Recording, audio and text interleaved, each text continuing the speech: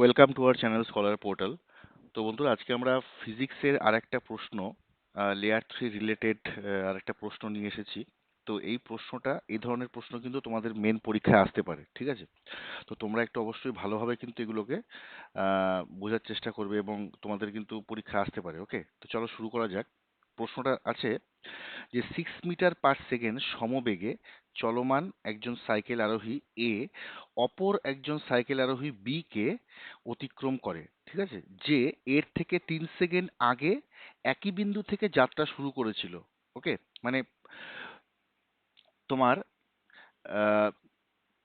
এ যে সাইকেল আরোহী আছে সে 6 মিটার/সেকেন্ড সমবেগে চলেছিল, এবং এর আগে, এর ঠিক 3 সেকেন্ড আগে বি, আরেকজন সাইকেল আরোহী, সে কিন্তু একই বিন্দু থেকে যাত্রা শুরু করেছিল একই পথে, এবং একই দিকে সে 1 মিটার/সেকেন্ড স্কোয়ার সমত্বরণে চলছিল। প্রশ্ন হচ্ছে তাদের কি পুনরায় দেখা হবে? যদি উত্তর হ্যাঁ হয় তবে প্রথম ও দ্বিতীয় সাক্ষাতের মধ্যে সময়ের ব্যবধান চেয়েছে এবং একই সময়ের মধ্যে অতিক্রান্ত দূরত্ব নির্ণয় করো এই সময়ের মধ্যে। আর যদি না হয় তবে তার কারণটা দিতে বলেছে, ঠিক আছে? তো দেখো, এই প্রশ্নটা করতে গেলে আমরা, দেখো, যে সাইকেল আরোহী এ যে আছে সে কিন্তু সমবেগে চলেছে, তাই সাইকেল আরোহী এর ক্ষেত্রে আমরা কি ইউজ করব? আমরা ইউজ করব S equal to VT. S is equal to কি ইউজ করব? ভিটি, মানে সরণ ইজ ইকুয়াল টু বেগ ইন্টু সময়।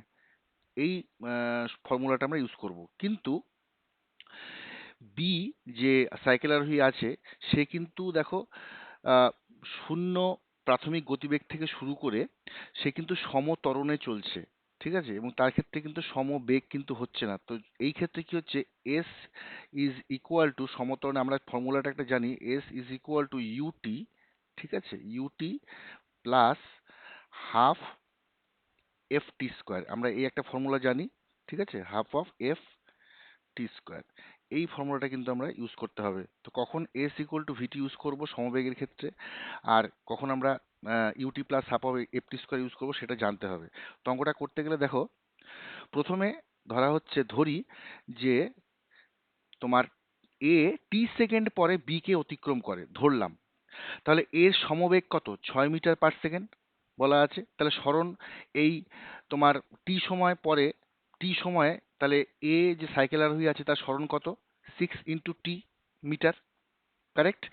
আবার বি যেহেতু তোমার শূন্য প্রাথমিক বেগ নিয়ে শুরু করেছে এবং বি এই যেহেতু 3 সেকেন্ড আগে যাত্রা শুরু করেছিল, তার মানে বি এর ক্ষেত্রে দেখো আমরা কি পাবো?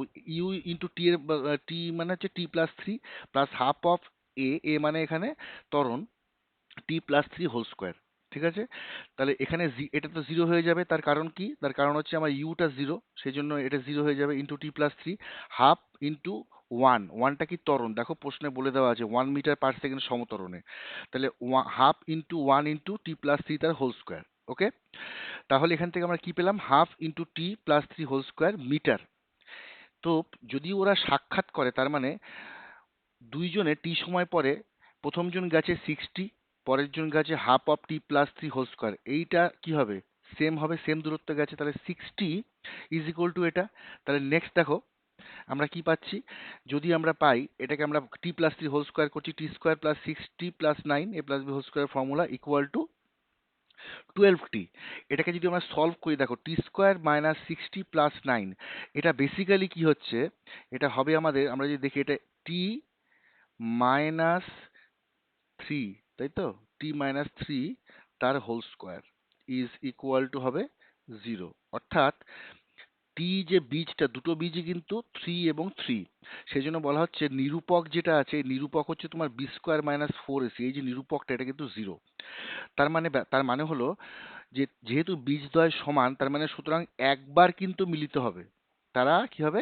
একবার মিলিত হবে, এবং এ যাত্রা শুরু করার 3 সেকেন্ড পরে, 3 সেকেন্ড পরে কিন্তু মিলিত হবে, ঠিক আছে?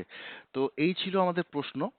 তো এই ধরনের প্রশ্ন কিন্তু পরীক্ষায় তোমাদের আসতেই পারে। তো তোমরা এই ধরনের প্রশ্ন খুব ভালোভাবে প্র্যাকটিস করবে। যদি বইয়ে পাও বা অন্য কোথাও থেকে যদি পাও, এগুলো কিন্তু আসবে, ঠিক আছে? তো এই ভিডিওটা এই পর্যন্তই ছিল। তোমাদের আমি নেক্সট আবার যখন কোনো প্রবলেম নিয়ে আসবো, তোমরা আমার চ্যানেলটাকে সাবস্ক্রাইব করে রেখো।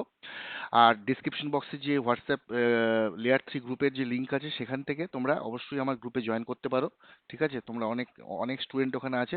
আমি গ্রুপেও অনেক এইসব নিয়ে আলোচনা করি, প্রশ্নগুলো নিয়ে। ওকে, চলো আবার নেক্সট কোনো ভিডিওতে দেখা হবে। Thank you.